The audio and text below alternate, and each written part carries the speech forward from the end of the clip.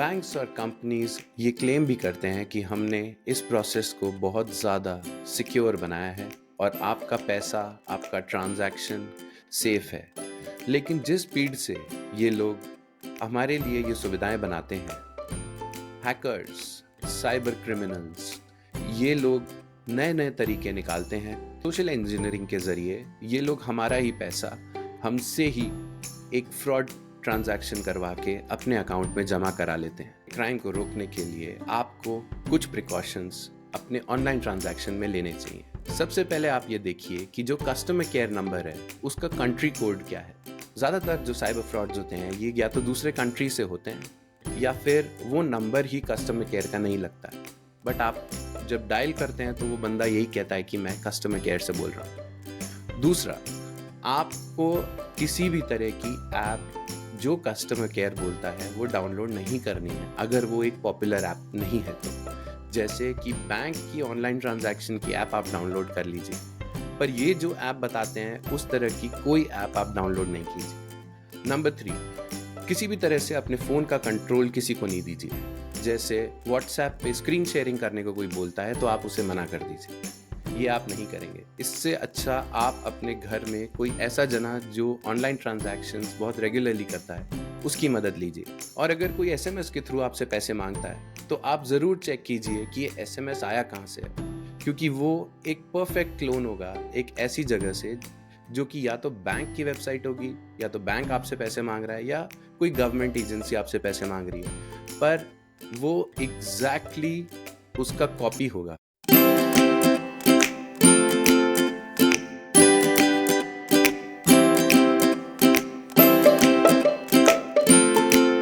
नमस्कार, मेरा नाम राज है और आप देख रहे हैं मेरा यूट्यूब चैनल सीकिंग राज। मोबाइल बैंकिंग, ऑनलाइन बैंकिंग और यूपीआई ट्रांजैक्शन से बैंक्स और प्राइवेट कंपनीज ने हमारे लिए ऑनलाइन ट्रांजैक्शंस काफ़ी आसान कर दिए हैं और ये आए दिन हमारे लिए और सुविधाजनक बनाते हैं इस तरह की सर्विसेज को, जिससे हम आसानी से किसी को पैसा भेज सकें और पैसा ले सकें। बैंक्स और कंपनीज ये क्लेम भी करते हैं कि हमने इस प्रोसेस को बहुत ज़्यादा सिक्योर बनाया है और आपका पैसा, आपका ट्रांजैक्शन सेफ है। लेकिन जिस स्पीड से ये लोग हमारे लिए ये सुविधाएं बनाते हैं, हैकर्स, साइबर क्रिमिनल्स, ये लोग नए नए तरीके निकालते हैं। सोशल इंजीनियरिंग के ज़रिए ये लोग हमारा ही पैसा हमसे ही एक फ्रॉड ट्रांजैक्शन करवा के अपने अकाउंट में जमा करा लेते हैं। इसमें जो नए आईटी एक्ट्स आए हैं उसमें इस तरह के फ्रॉड और ट्रांजैक्शंस के लिए धोखाधड़ी की सज़ा भी दी गई है। लेकिन क्या ये लोग पकड़े जाते हैं और क्या ये ट्रांजैक्शंस कम हुए हैं? क्योंकि लोगों ने काफ़ी पैसा इस तरह के फ्रॉड ट्रांजैक्शन से गंवाया है, और केवल पैसा ही नहीं, उनका कॉन्फिडेंस भी कम हुआ है ऑनलाइन ट्रांजैक्शंस में। तो आइए बात करते हैं ऐसे 3 साइबर फ्रॉड्स जिससे ये साइबर क्रिमिनल्स और हैकर्स ने आपको एक जाली ट्रांजैक्शन के ज़रिए आपसे अपना पैसा अपने अकाउंट में ट्रांसफ़र करा लिया, या फिर एक दूसरे अकाउंट में ट्रांसफ़र करा लिया, और उसके बाद आपको ये नहीं पता कि इस पैसे की कंप्लेंट कैसे करनी है और इसके इमीडिएट स्टेप्स क्या होने चाहिए इस तरह के ट्रांजैक्शंस को रोकने के लिए। तो आइए बात करते हैं सबसे पहला केस। सबसे पहले तरीका ट्रांजैक्शन है कि आप अगर कोई पार्सल ट्रैक कर रहे हैं, या आपको अगर किसी कस्टमर केयर से बात करनी है, चाहे वो बैंक का कस्टमर केयर हो, एक वेबसाइट का, एक ई-कॉमर्स ट्रांजैक्शन आपने किया है उसका कस्टमर केयर हो। अगर कोई कस्टमर केयर से आप बात कर रहे हैं तो ये लोग एक फ्रॉड वेबसाइट बनाते हैं और आपकी डिटेल्स वहाँ पे लेके जब आप उनके कस्टमर केयर पे फ़ोन करते हैं, आपको लगता है कि आप अपनी ट्रांसपोर्ट कंपनी या ई-कॉमर्स कंपनी के कस्टमर केयर पे कर रहे हैं, लेकिन ये आपको अपने कस्टमर केयर पे फ़ोन करवाते हैं। ये मेरे एक बहुत क्लोज़ रिलेटिव के साथ हुआ, जो कस्टमर केयर एग्ज़ीक्यूटिव है उस कंपनी का। वो ही आपसे साइबर फ्रॉड करता है, या फिर वो आपको एक दूसरा कस्टमर केयर नंबर देता है जो कि एक फ्रॉड का होता है, या आप जब वेबसाइट से उसका कस्टमर केयर नंबर निकालते हैं वो वेबसाइट का एक क्लोन बना के उसका एक फ्रॉडुलेंट नंबर आपको देते हैं। तो ये फ्रॉड जिस तरह हुआ मैं आपको स्टेप बाय स्टेप बताता हूँ। सबसे पहले उसने ये बोला कि आपका जो पार्सल है जो आप हमसे इंक्वायरी कर रहे हो, वो पार्सल अभी रुक गया है, क्योंकि आपने एक पर्टिकुलर अमाउंट है, ये पे नहीं किया है। और आप उससे आर्ग्यू करते हो, मैंने सारा अमाउंट पे कर दिया, मेरा पार्सल क्यों रुक गया है? क्योंकि आपको एक पर्टिकुलर टाइम लिमिट पे वो पार्सल पहुँचाना है कहीं। या फिर आपको वो पार्सल रिसीव करना है और आप उसके लिए इंतज़ार कर रहे हो, तो वो कहता है कि आपको ये जो ट्रांज़ैक्शन अमाउंट है या फिर ये एक ट्रांसफ़र फ़ी है, आपने इतनी सी फ़ी पे नहीं की। क्योंकि वो फ़ीस बहुत ज़्यादा नहीं थी, इसलिए मेरे रिलेटिव ने वो फ़ीस पे करने के लिए हाँ कर दिया। पर ये क्योंकि एक पूरा सेटअप था, तो आप जब उस नंबर पे या उस जगह पे वो फ़ीस जमा कराने जाओगे, तो वो फ़ीस होगी ही नहीं जमा। तो वो ये बोलेगा कि आप मुझे अपने डिवाइस का एक्सेस दे दो, तो मैं इस फ़ीस को जमा करा दूँगा। तो उसने बोला कि आप मुझे व्हाट्सऐप पे स्क्रीन शेयर कर दो, तो मैं आपको गाइड कर देता हूँ। तो उसने सबसे पहले एक ऐप डाउनलोड करवाई, उसका नाम था कस्टमर सपोर्ट्स। ये ऐप प्ले स्टोर पे अवेलेबल है और इस ऐप से आपके स्क्रीन का पूरा एक्सेस ये कस्टमर केयर वाला ले लेता है। उसने ये पूरा की पूरा एक्सेस लिया, आपका पूरा फ़ोन उसने क्लोन कर लिया। उसके बाद उस एग्ज़ीक्यूटिव ने मेरे रिलेटिव से एक ऐप ओपन करवाई यूपीआई ट्रांज़ैक्शन के लिए कि आप अपने बैंक अकाउंट से मेरे अकाउंट में इतने पैसे ट्रांसफ़र कर दो और मैं आपको गाइड करता हूँ कैसे-कैसे करना है। तो उसने जैसे ही ये सब देखा और उसके पास स्क्रीन का एक्सेस था, तो उसने सारे पासवर्ड स्टोर करने शुरू कर दिए और क्लोन करना शुरू कर दिया उस ऐप को। उसने जैसे ही यूपीआई ऐप अपने साथ क्लोन की, तो उसने उसके बाद 3 ट्रांज़ैक्शंस अटेम्प्ट किए अपने पास से।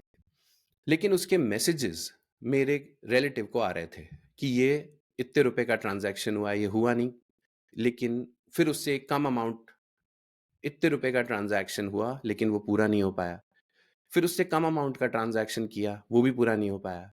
फिर एक और कम अमाउंट का ट्रांज़ैक्शन किया, वो पूरा हो गया और ये पैसे उसके अकाउंट में चले गए। जैसे ही मेरे रिलेटिव को एक मैसेज आया कि ये अमाउंट आपके डिडक्ट हो गया है, तो उन्होंने इमीडिएटली ये स्टेप्स लिए।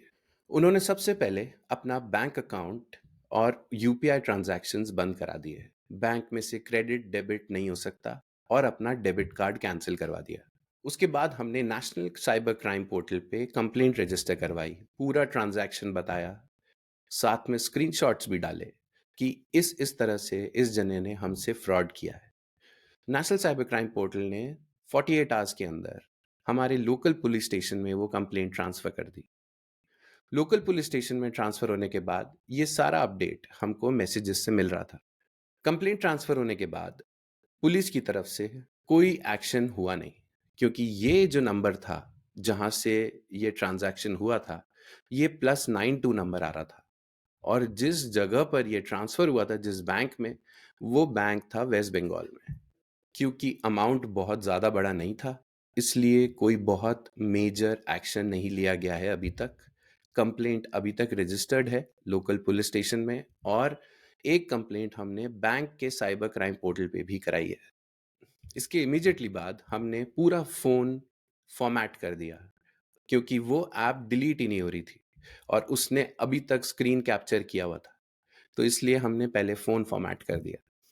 इस तरह के क्राइम को रोकने के लिए आपको कुछ प्रिकॉशंस अपने ऑनलाइन ट्रांजैक्शन में लेने चाहिए। सबसे पहले आप ये देखिए कि जो कस्टमर केयर नंबर है, उसका कंट्री कोड क्या है। ज़्यादातर जो साइबर फ्रॉड्स होते हैं, ये या तो दूसरे कंट्री से होते हैं या फिर वो नंबर ही कस्टमर केयर का नहीं लगता है।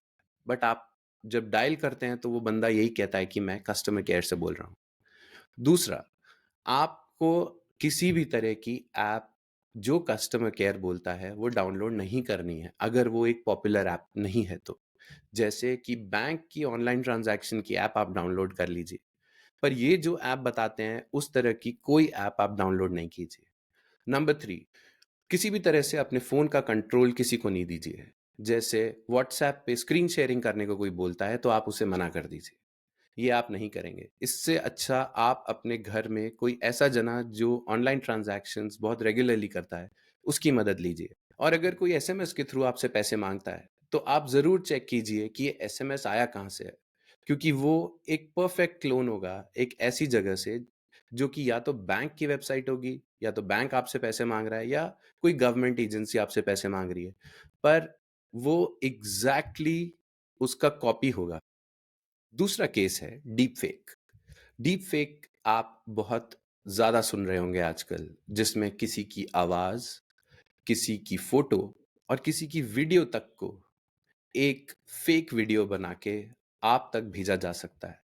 तो ये फ्रॉड्स कंपनीज़ और आपके घरों तक में हो रहे हैं। कंपनी में आपके बॉस का एक वीडियो जिसमें आपका बॉस आपसे पैसे डिमांड कर रहा है, एक ट्रांजैक्शन डिमांड कर रहा है। वो फाइनेंस डिपार्टमेंट में अपने एक जूनियर को बोलता है कि इस अकाउंट में ये पैसे ट्रांसफ़र कर दो। या तो उसकी आवाज़ में या इवन एक वीडियो कॉल में जिसमें उसकी फ़ोटो दिख रही है। आपने वो क्योंकि आपके बॉस ने बोला है, आपने वो ट्रांज़ैक्शन कर दी। और ऐसे काफ़ी ज़्यादा फ्रॉड्स हुए हैं जिसमें एक फ्रॉड में किसी के 65 लाख रुपए तक चले गए थे। दूसरा, घर के अंदर स्कैमर्स आपका एक रिलेटिव बन के, यानी कि या तो आपका बेटा या आपके फादर बन के, वो आपको वीडियो कॉल या ऑडियो कॉल उनकी आवाज़ में और उन्हीं की फ़ोटो के साथ करते हैं और आपसे पैसे माँगते हैं। आपको इस तरह के फ्रॉड से भी बचना है, क्योंकि ये अभी तक काफ़ी लोग इसके शिकार हो चुके हैं। इस तरह के फ्रॉड से कैसे बचना है? अगर आपको कोई वीडियो कॉल आता है या आपको कोई नॉर्मल कॉल या एसएमएस आता है, तो आप देखिए ये नंबर किसका है। ये नंबर आपके रिलेटिव का है कि नहीं, ये आप उससे क्रॉस चेक कीजिए। उस फ़ोन को काट के आप दोबारा उनको फ़ोन कीजिए और बोलिए, क्या आपने मुझे ऐसा फ़ोन किया था? दूसरा, अगर कोई जना डिस्ट्रेस में आपसे फ़ोन पे या फिर एसएमएस में पैसे माँग रहा है, तो आप एक कॉमन रिलेटिव को फ़ोन करके ये चीज़ डबल चेक, क्रॉस चेक करवाइए। तीसरा, ये फ्रॉड भी मेरे ही अराउंड 3 लोगों के साथ अभी तक हो चुका है। आपको एक फ़ोन आता है +92 नंबर से और वो कहते हैं कि हम सीबीआई से बोल रहे हैं और ये वाले थाने में हम बैठे हैं और यहाँ पे हमने 4 लोगों को पकड़ा है और ये लड़का ये कह रहा है कि ये आपका बेटा है। हमने इनको ड्रग्स या फिर कोई इल्लीगल काम करते हुए पकड़ा है। और सीबीआई सुन के या पुलिस सुन के आप बहुत घबरा जाते हैं। जब आपकी बात कराई जाती है आपके बेटे से, जो जना बेटा बनना प्रिटेंड कर रहा है आपका, तो वो इतनी ही बेचारी भाषा में और रोते हुए बात करता है कि आप और घबरा जाते हैं। अगले ही मिनट आपसे ये कहा जाता है कि अगर आप चाहते हैं ये केस रफा दफा हो जाए, तो इतना अमाउंट इस अकाउंट में ट्रांसफर कर दीजिए। और बहुत घबराते हुए आप वो ट्रांजैक्शन कर देते हैं। इस तरह के फ्रॉड से डील करने के लिए आप ये प्रिकॉशंस ले सकते हैं। नंबर 1, आप सबसे पहले उस रिलेटिव को, अगर आपके बेटे के लिए बोल रहे हैं, तो अपने बेटे को अलग से फ़ोन करके चेक कीजिए कि वो बेटा है कहाँ उस वक़्त। नंबर 2, आप नंबर देखिए, ये नंबर आया कहाँ से है। कंट्री कोड ज़रूर देखिए कि ये नंबर ज़रूर आपको इंडिया के किसी नंबर से ये फ़ोन नहीं आएगा। और नंबर 3, इस तरह के क्राइम को रिपोर्ट ज़रूर कीजिए ताकि ये पता रहे कि इस तरह के क्राइम हो रहे हैं और लोगों को अवेयर होना चाहिए। आपको अगर लगता है कि मुझे मदद की ज़रूरत है, तो लोकल पुलिस स्टेशन पे कंसल्ट कीजिए। तो जितना ज़्यादा सुविधाजनक ये सिस्टम होता जाएगा और नई टेक्नोलॉजी आती जाएंगी, इस तरह के साइबर फ्रॉड्स बढ़ते जाएंगे। और इस तरह की जानकारी आपको होना बहुत ज़रूरी है कि अगर ऐसा फ्रॉड या ऐसा कॉल आपको आता है, तो आपको इससे डील कैसे करना है। तो इस सीरीज़ में और नए तरीके, अपने फ़ोन को कैसे सिक्योर रखना है, आपको ऑनलाइन ट्रांजैक्शन कैसे सिक्योरली करना है और इस तरह के स्कैमस्टर्स, हैकर्स और सोशल इंजीनियर्स से कैसे डील करना है, इस तरह की जानकारी मैं आपको इस सीरीज़ में और आगे दूंगा। ऑनलाइन ट्रांजैक्शन अपने आप में सिक्योर बनते जा रहे हैं, लेकिन सोशल इंजीनियर्स आपके अंदर डर पैदा करके आपसे ये फ्रॉड ट्रांजैक्शंस करवाते रहे हैं और आगे भी करवाएंगे। आपको जागरूकता की ज़रूरत है और जानकारी की ज़रूरत है। जानकारी हम देंगे, हिम्मत आप रखिए। तो आप देख रहे थे सीकिंग राज। नमस्कार।